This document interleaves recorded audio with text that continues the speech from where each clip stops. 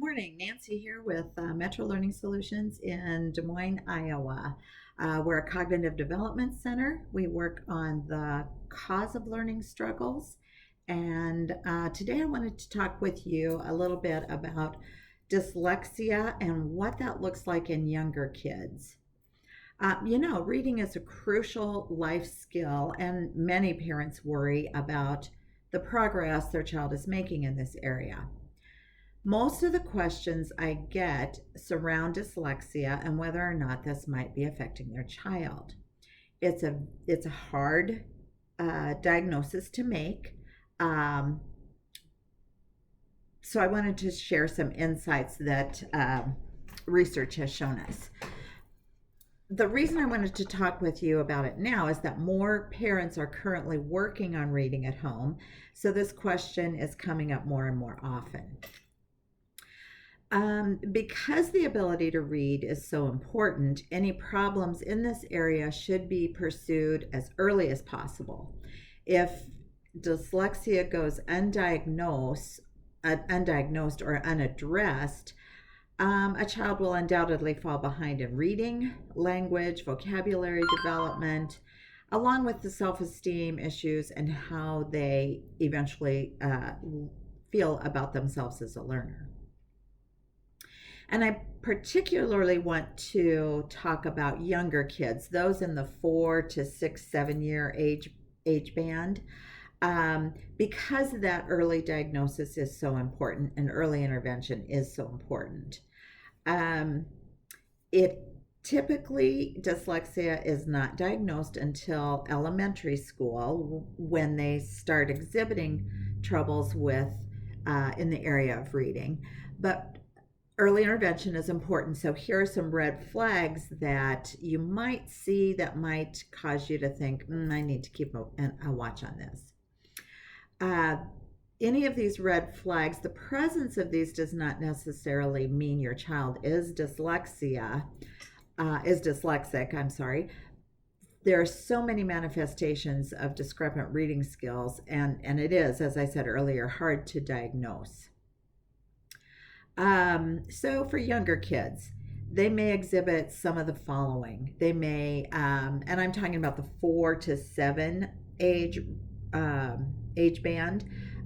Obviously, some things are not an issue when they're 4, but maybe an issue when they're 7. So just use your best judgment and just keep an eye on things if things are happening. Some of the things you might see is them pronouncing common words incorrectly and it's good to compare with other peers of their same age, not the outliers that are, can do multiplication at 4, but those that are in their peer group. If they mispronounce common words, hogspetty for spaghetti, for instance. Having an age appropriate vocabulary. If they know about the same number of words as their peers, not an issue. But if they're lagging behind, you might keep an eye on that. They might exhibit some difficulties following 2-step verbal directions. And again, every child is different. They might be able to do this and then they might get stubborn and not do it. I'm not talking about that. I'm talking about the inability to keep two directions in mind. Continual left-right confusion. This is pretty typical and can come sporadically. One day they've got it, one day they don't. But for the most part, if they're always confusing left and right, that might be an indicator. As they get older, spelling known words correctly. They may be able to spell cat in one sentence, and then the next sentence they can't. So they may spell a word correctly and then misspell that same word shortly thereafter. They may have trouble identifying the names of letters and associating those letter names with their correct sounds. And for younger kids, those on the lower end of the spectrum, They should at least know a few, particularly the letters and sounds in their name. They should know that cat starts with the sound k. Maybe they should recognize names of family members, things like that. Rhyming, being able to identify rhyming words is a crucial reading skill. So if they're unable to do this, this really is a red flag. So identifying the words that rhyme, box, car, block, switch to rhyme. And then on the other end, tell me a word that rhymes with cat. So in the first one, you're giving them 3 words. They have to choose the 2 that rhyme. In the second one, they have to create their own word that rhymes. Those are 2 different skills. Both are fairly significant if they can't do them. Maybe not at the age of 4, but as they progress through this age band.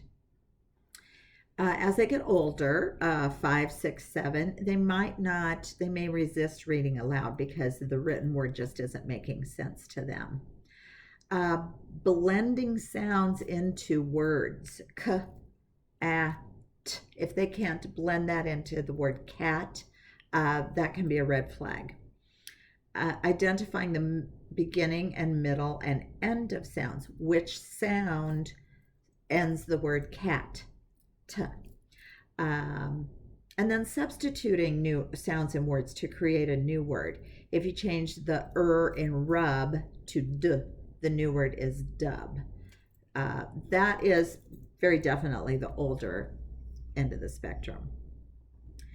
Keep in mind that all these skills develop over time, but should be fairly cemented by the end of kindergarten, mid-first grade. And all kids develop at different rates, so keep in mind that this is just a big generality. And again, if your child occasionally exhibits one of these, not to worry. On the other hand, if they're exhibiting several of them, or one of the rhyming and wordplay things, those are more significant. So if they're exhibiting many or some of those more important ones, seek some input either from your school, your doctor, a reading specialist, or a cognitive specialist. While my office does not diagnose, the initial assessment that I can give does show a cognitive profile that will either support or discount dyslexia. So if you want to start with me, I can give you some guidance as to what I'm seeing and some steps you can take going forward. Thanks for joining me today. See you next week. Have a great week, the remainder of your week.